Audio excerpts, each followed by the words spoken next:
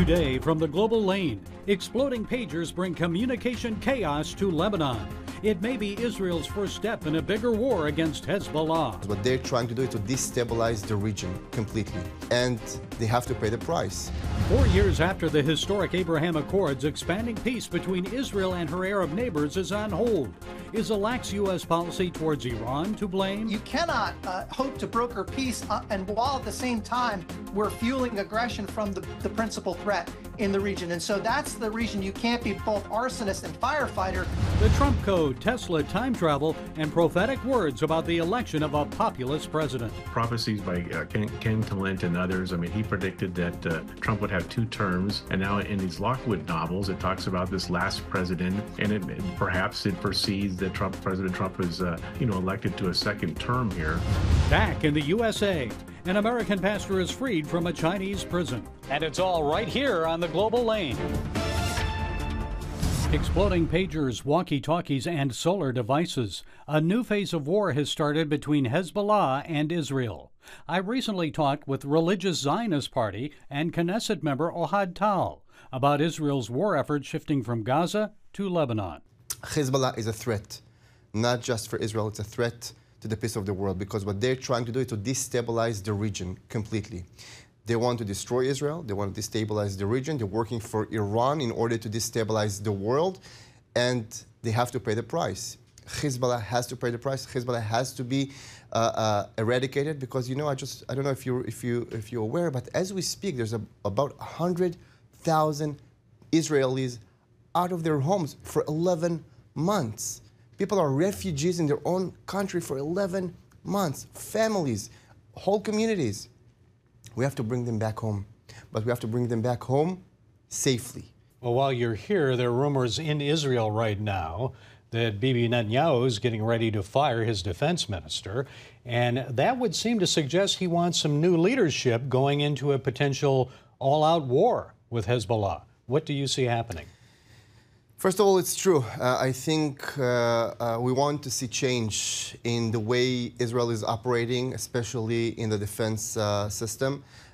We want to be more determined. We want to achieve victory. I mean, we have to achieve victory in this war.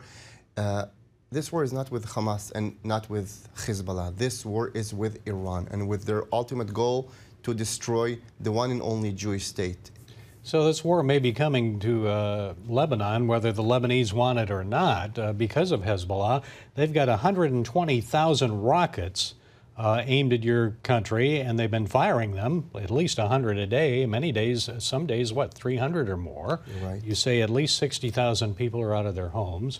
It seems to me you had, back in 2000, before you pulled out of Lebanon, you had this security zone. It was about 25 kilometers long, wide, that protected the people there.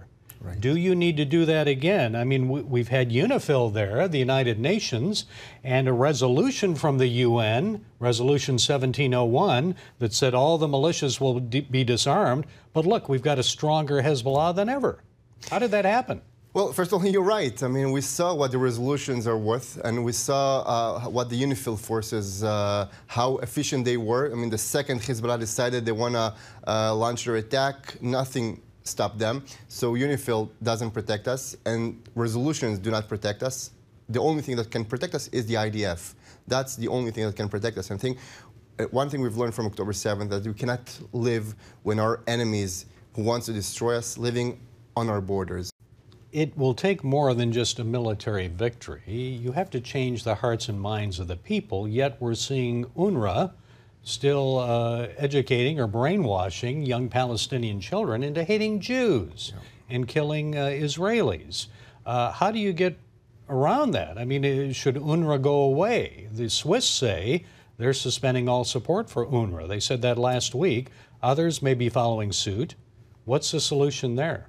First of all, UNRWA is a failed UN organization, because from the day it was established until today, not even one single refugee was resettled.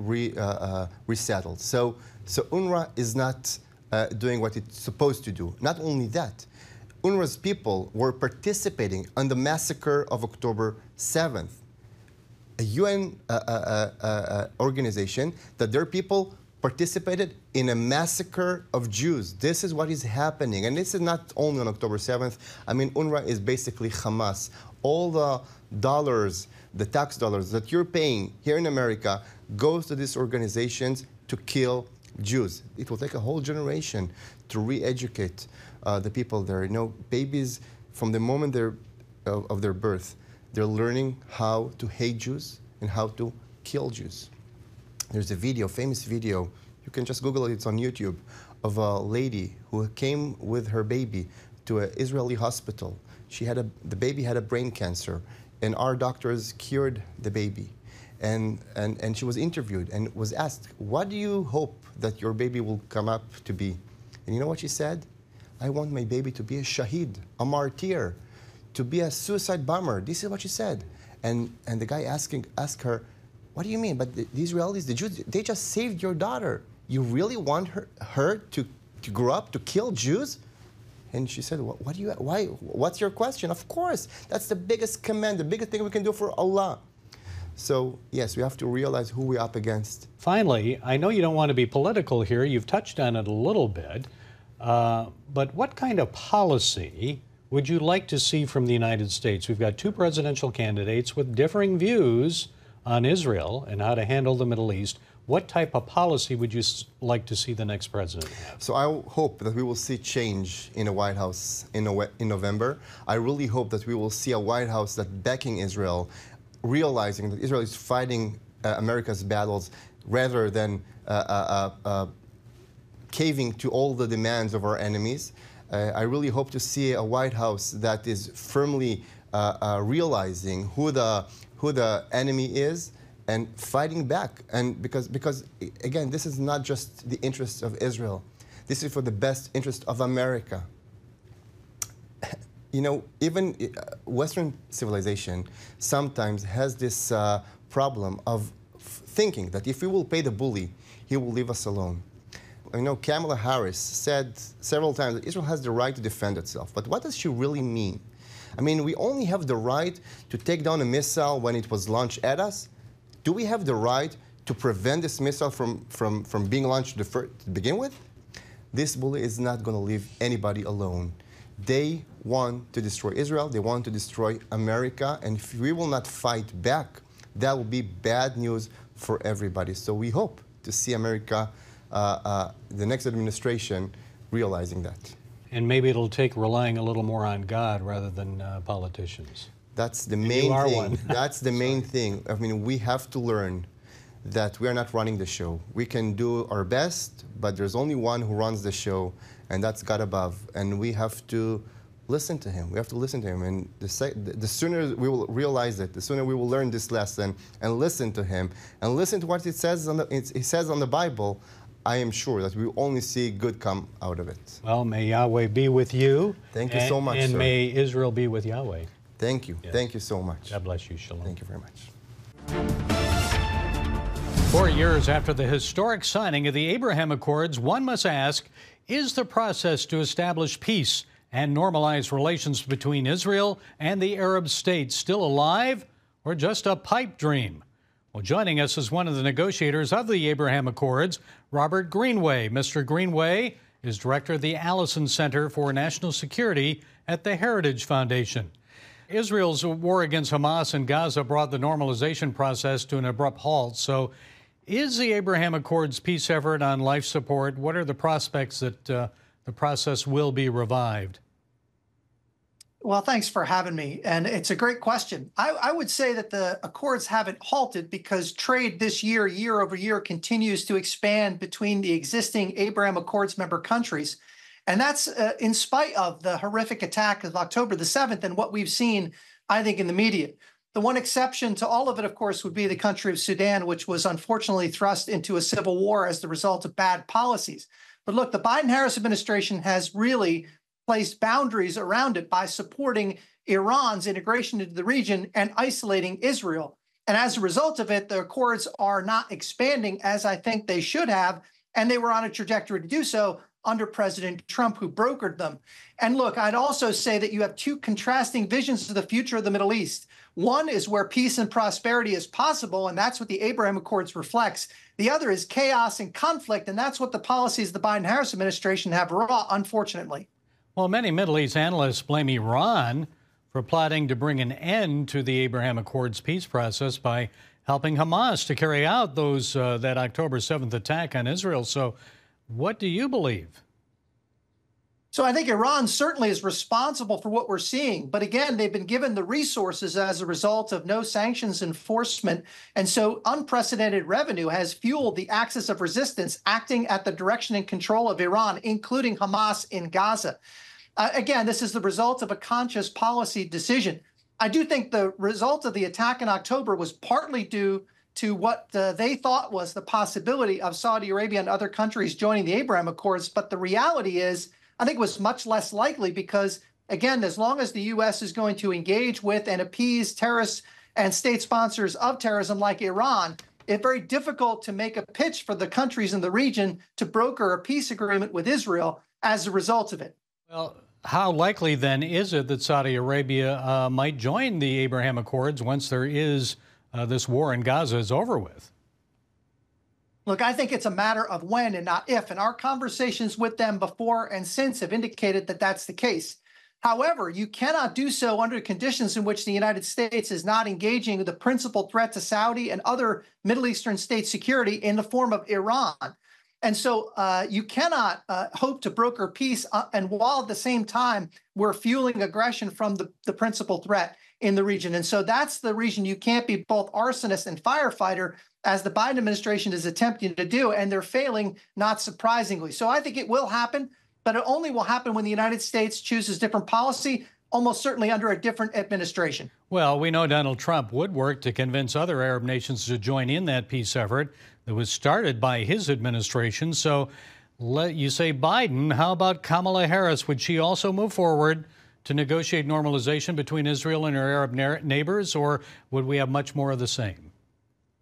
Every indication is we'd have much more of the same. She's associated with the policies of her current boss, President Biden. She's not drawn any distinction between them on Middle Eastern policy, and her senior national security advisor is a member of the Rob Malley School of Iranian Diplomacy, which brought us into this catastrophe that we're witnessing now. So all indications are it would get worse, not better. So would you see more money going to Iran? Certainly, Iran would have unprecedented access and continue to enjoy that. And as we're seeing now, they're supplying drones and now missiles to Russia, and their close cooperation exporting virtually unlimited amounts of oil and gas to China have fueled the sort of axis that we're now seeing form between Russia, China, Iran, and North Korea. And this becomes more concerning, and I would expect that would continue. And the more resources they have, the greater the threat they pose to Israel and the United States. How about their access to advanced weaponry? I mean, that missile that the Houthis recently fired, that was pretty advanced, was it not? All of the missile capabilities that the Houthis employ, as well as Hezbollah, Hamas, and the resistance group in Syria and Iraq, are all originating from Iran. And so all of that technology. Now, it's advanced in the sense that it's a lot for a terrorist organization. It's not advanced in comparison to a major state like the United States. But the problem is that we're now trading extremely expensive munitions for incredibly inexpensive munitions. We've lost 10 MQ-9 Reaper drones over Yemen in just the last year and a half.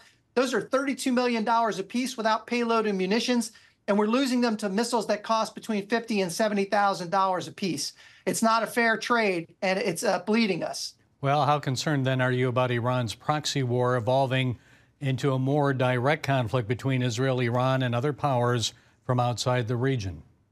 That risk has been climbing every day since the policy of appeasement was first indulged beginning in 2021. And we've seen it accelerate since. And so after the direct attack in 15 April from Iran against Israel with over 320 missile drones and short-range ballistic missiles, we've seen the probability of escalation increase. They're in a daily threat now from Hezbollah launching munitions in both directions and facing, as we know from this weekend, direct attack from the Houthis as well. So the probability of regional escalation continues to climb. And again, it's all fed by appeasing Iran. Okay, Robert Greenway, thank you for sharing your insights. We appreciate it. Thank you for having me. 2 assassination attempts on former President Donald Trump and the potential for more political and electoral chaos. Our next guest believes there are eerie similarities and connections between prophecy and a collection of books written more than 100 years ago. Pulitzer Prize-nominated journalist and author Troy Anderson joins us now. His new book is The Trump Code, exploring time travel, Nikola Tesla, the Trump lineage, and America's future.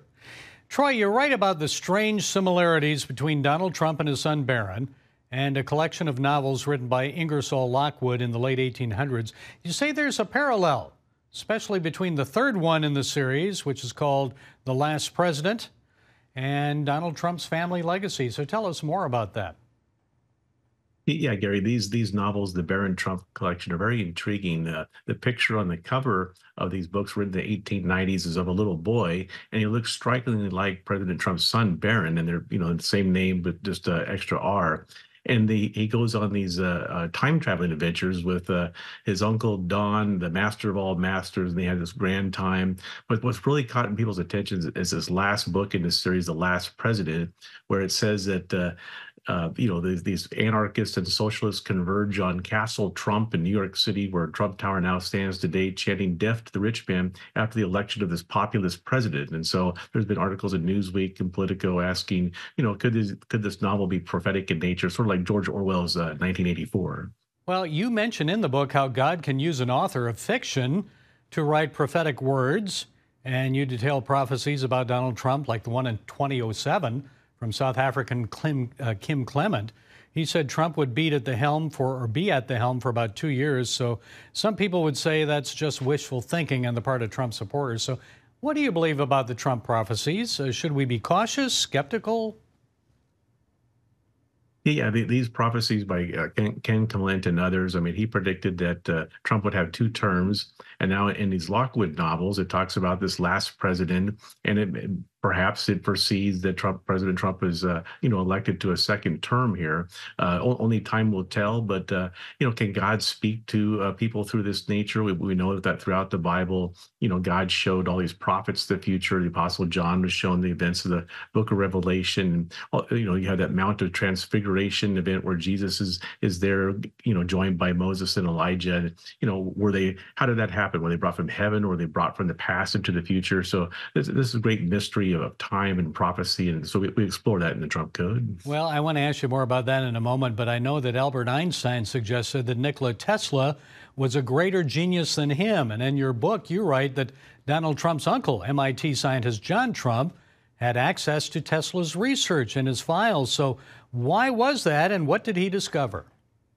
Yeah, this is one of the most surprising things we talked about in the Trump Code, is that when Tesla, this genius inventor, died in 1943, the FBI called in President Donald Trump's uncle, John Trump, a highly respected professor at MIT, to look through all these papers. And of course, he had stuff on some potential time travel and all kinds of things that perhaps have become, modern technologies or electric grids based off his inventions. And so then there was a bunch of files went missing. And so the History Channel just did a special on the missing files of Tesla. And the speculation is that the government's used these genius ideas of Tesla to invent all kinds of, potentially top secret weaponry and technologies over the decades. So it's an intriguing, connection to the Donald Trump's family. You also write about the possibility of time travel. You contend that God gave Moses, Elijah, Ezekiel, other prophets, glimpses of the future. Weren't those dreams or prophetic visions rather than actual time travel? Yeah, and most of the cases in the Bible is, God is showing dreams, or he's speaking directly and showing them the future. So, we know that God's outside of space and time, and he knows the end from the beginning. But there is that intriguing story about the Mount of Transfiguration. He is shining like the sun. If you go back and look at Moses on Mount Sinai, he's also shining when he comes down off the mountain. They put a veil on his face. So did Jesus bring him from the past to the Mount of Transfiguration? Transfiguration, same thing of Elijah. We don't know for sure, but these are intriguing questions that we explore in the Trump Code. Yeah, I think most people would say it's just the glory of the Lord that shined on their faces. You devote a chapter in the book to artificial intelligence. If we're truly entering the biblical end times, what role does AI play? Yeah, so, for the last 15 years, I've been investigating, are we really moving into these end time events the Bible talks about? And today, for the first time in history with artificial intelligence, implants, computer chip implants, electronic banking, we could actually have this mark of the beast system for the first time in history. And now we have artificial intelligence. There's that interesting verse in Revelation about the image of the beast. So could that be a reference to artificial intelligence? We don't know for sure, but, there's this push for cashless society, the total surveillance state. So all these new technologies may fulfill what, the Apostle John wrote about 2,000 years ago in the book of Revelation. The book is The Trump Code, Exploring Time Travel, Nikola Tesla, the Trump Lineage, and America's Future. Troy Anderson, thank you for sharing your insights. We appreciate it. Yeah, thank you very much. Exploding terrorist pagers in Lebanon and the arrest of a would-be assassin at Donald Trump's golf course may have kept you from hearing this good news. American David Lynn is back on American soil after enduring 18 years in Chinese prisons. Communist authorities arrested the 68-year-old pastor in 2006 for building an unregistered Christian training center in Beijing. In 2009, they sentenced him to life in prison on fraud charges. Folks, although this is good news, and National Security Advisor Jake Sullivan deserves credit for spearheading this effort to negotiate Lynn's release, the bad news is he was unable to convince Xi Jinping to free 2 other Americans still being held. The Chinese Communist Party has kept Mark Swadan in prison since 2012 and businessman Kai Li since 2016. Swadan received the death penalty on drug charges. However, the UN Working Group on Arbitrary Detention found it was impossible Swadan was guilty of the crimes charged because he wasn't in China at the time. As for Kai Li, the aircraft parts exporter still has 2 years remaining on a 10-year prison sentence on bogus espionage charges. Folks, we thank God for the return of Pastor David Lynn. But if the CCP truly desires to improve relations with the United States, especially after the recent arrest of an alleged Chinese spy in New York, it can begin by releasing these 2 other Americans. Now is the time, before the next U.S. president takes office. That's it today from the Global Lane. Until next time, be blessed.